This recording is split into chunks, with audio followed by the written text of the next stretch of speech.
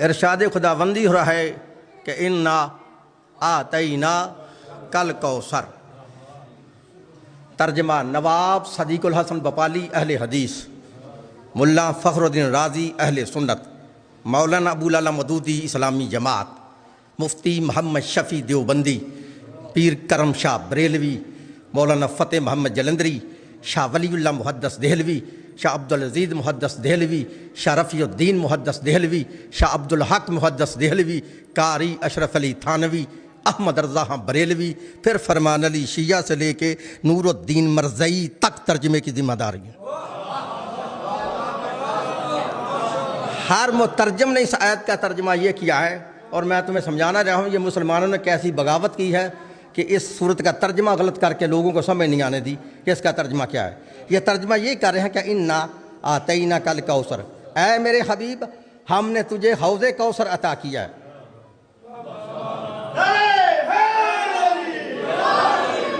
ان کو بات کی سمجھ آ رہی ہے؟ اے میرے حبیب، اللہ تو کہتا ہے نا میں نے تجھے کوثر عطا کی ہے۔ انہوں نے کوثر کا معنی کیا ہے پانی کا حوض، حوض کوثر کہ جس کا پانی برف سے ٹھنڈا ہوگا، شہد سے میٹھا ہوگا، دودھ سے سفید ہوگا۔ دنیا کو کوثر کی سمجھ نہیں آنے دی۔ پہلے یہ بتاؤ کہ یہ صورت نازل کیوں ہوئی تھی، اس کی وجہ کیا کہ اللہ نے اس کو نازل کیوں کیا تھا؟ آپ ہر بندے کو پتہ چل جائے گا کہ یہ مسلمانوں نے کوثر کا معنی غلط کیا، اور میرا پوری دنیا کے مولویوں کو چیلنج ہے، یہ تو میرا گاؤں ہے، میں نے تو انٹرنیٹ پہ پوری دنیا کے مولویوں کو چیلنج کیا ہے، اگر تمہارے دم میں دم ہے تو چیلنج قبول کر لو۔ نہیں سمجھ، اور تم معنی غلط کرتے ہو، کیوں کہ تمہیں دشمنی ہے جناب زہرا سے، اس لیے تم نے معنی غلط کر کے لوگوں کو سمجھ نہیں آنے دی۔ تم نے کہا کہ کوثر کا معنی ہے حوض کوثر، پانی کا حوض، لیکن پہلے مجھے بتاؤ تو صحیح اللہ نے صورت کو نازل کیوں کیا؟ یہ بخاری اور مسلم کے جا کے چیک کر لینا اس کا شان نزول جو میں بیان کرنے لگا ہوں کہ حضرت نبی پاک کو اللہ نے دو بیٹے عطا کیے، ایک کا نام قاسم تھا، دوسرے کا نام ابراہیم تھا۔ دونوں بچپنے میں فوت ہو گئے۔ جب فوت ہو گئے تو مشرکین مکہ نے نبی پاک کو نعوذ باللہ یہ تانے اور مینے دینے شروع کر دیے کہ اس کے بیٹے نہیں بچے، اس کی نسل ختم ہو گئی ہے۔ ان بات کو سمجھ آ رہی ہے؟ جب مشرکین مکہ نے اللہ کے نبی کو یہ تانا دیا، تانا زنی کی کہ آپ کے بیٹے نہیں بچے، لہذا بیٹوں سے نسل چلتی ہے، لہذا آپ کی نسل جو ہے یہ نعوذ باللہ ختم ہو گئی ہے، تو نبی پاک پریشان ہو گئے۔ ان سمجھ آ رہی ہے؟ جب نبی پاک پریشان ہو گئے نا تو لکھا اس وقت اللہ نے اس آیت کو سورت کو نازل کیا، اے میرے حبیب انا آتینا کل کوثر، تم پریشان کیوں ہوتے ہو؟ ہم نے تجھے کوثر عطا کیا۔ عقل کے اندھو، نبی کو ضرورت ہے اولاد کی،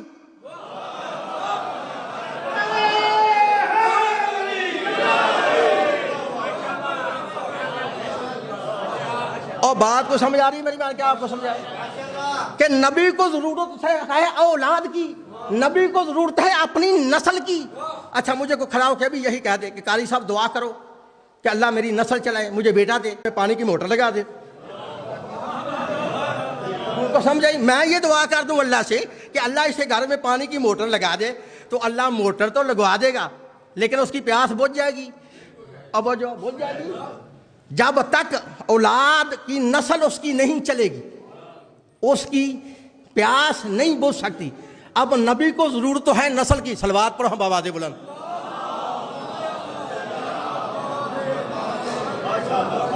بھائی میری بات کی سمجھ آئی؟ نبی پاک کو ضرورت ہے اپنی نسل کی، نسل کی وجہ سے پریشان ہے۔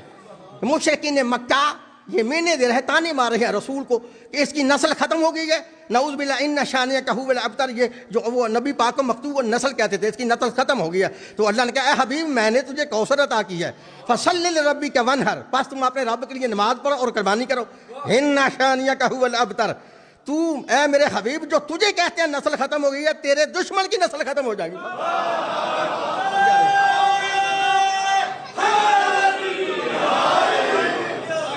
بات سمجھ آ رہی ہے؟ یہ کوثر کا معنی میں نے آپ کو سمجھانا ہے، اور زندگی بھر مولویوں کے جال سے تم نکل جاؤ گے، سمجھ آ رہی نا؟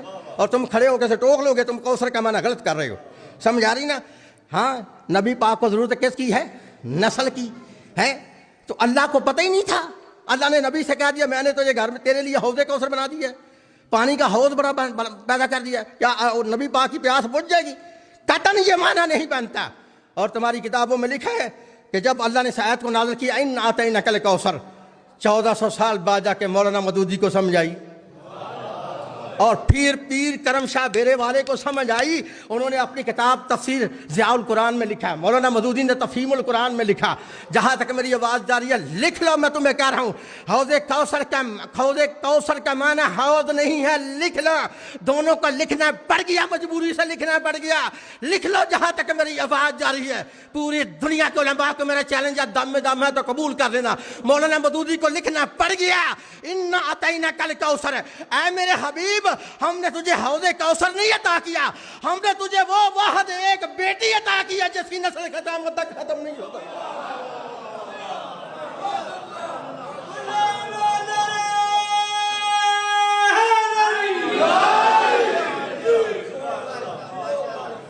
اے میرے نبی، ہم نے تجھے وہ فاطمہ عطا کی ہے، میں نے تم کو وہ فاطمہ عطا کی ہے جس کی نسل قیامت تک ختم نہیں ہو سکتی۔ اس کے دشمن کی نسل ختم ہوگی، کس کی؟ ان شانیک هو الابتر، اے حبیب تمہارا دشمن ہی بے نام و نشان رہے گا، اس کی نسل ختم جائے گی، تمہاری نہیں۔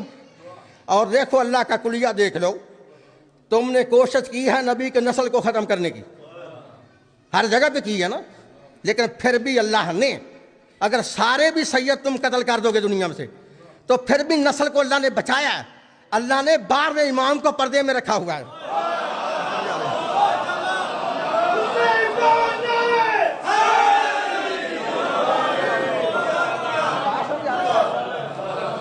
اللہ جو کہ ذمہ دار ہے، اللہ کہہ رہے ہیں ان شانیک هو الابتر، یہ میرے حبیب تیرا دشمن بے نام و نشان رہے گا، تیری نسل قیامت تک رہے گی۔ اس لیے نبی پاک نے فرمایا ساری دنیا کے حسب و نسب ختم ہو جائیں گے، سارے حسب و نسب ختم قیامت کے دن۔ یہ کوئی نہیں کسی کو پتا ہوگا کون کسی کا بیٹا ہے، کس کا باپ ہے، کوئی نہیں، ختم۔ نبی نے فرمایا سارے نسب ختم ہو جائیں گے سوائے میری بیٹی فاطمہ کے۔ سمجھ آئیے، حسب و نسب رہے گا تو میری بیٹی فاطمہ کا قیامت تک رہے گا، اور کسی کے سارے شجرے ختم، پتہ ہی نہیں کس شجرے کا ہے، کون ہے۔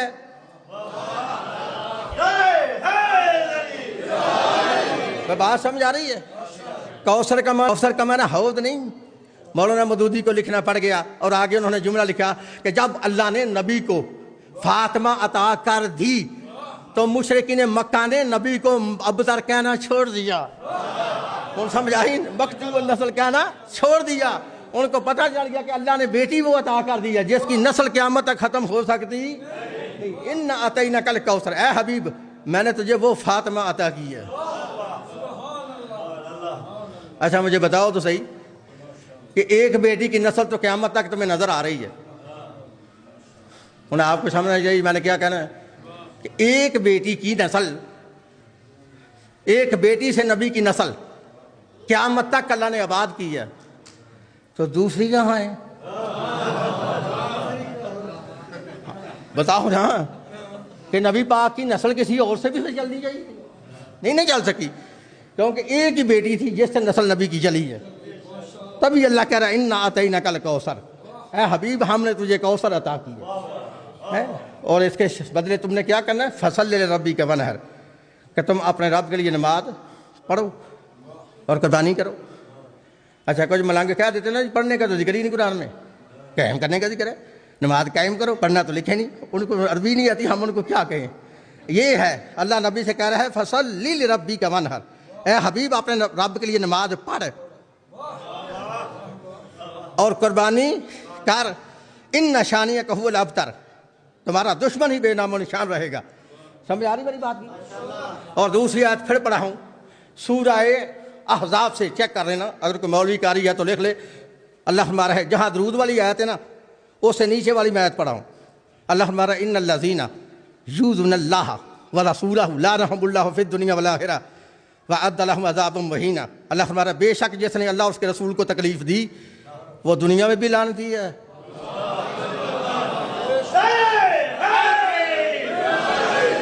بات سمجھ آ رہی ہے؟ اللہ فرما رہے ہیں وہ دنیا میں بھی لعنتی، آخرت میں بھی لعنتی، وَأَعَدَّ لَهُمْ عَذَابًا مُهِينًا، اور اللہ کہتا ہے میں نے آخرت میں اس کے لیے بڑا دردناک عذاب تیار کر ہے، کہ اس کے لیے جس نے تکلیف دی اللہ اس کے رسول کو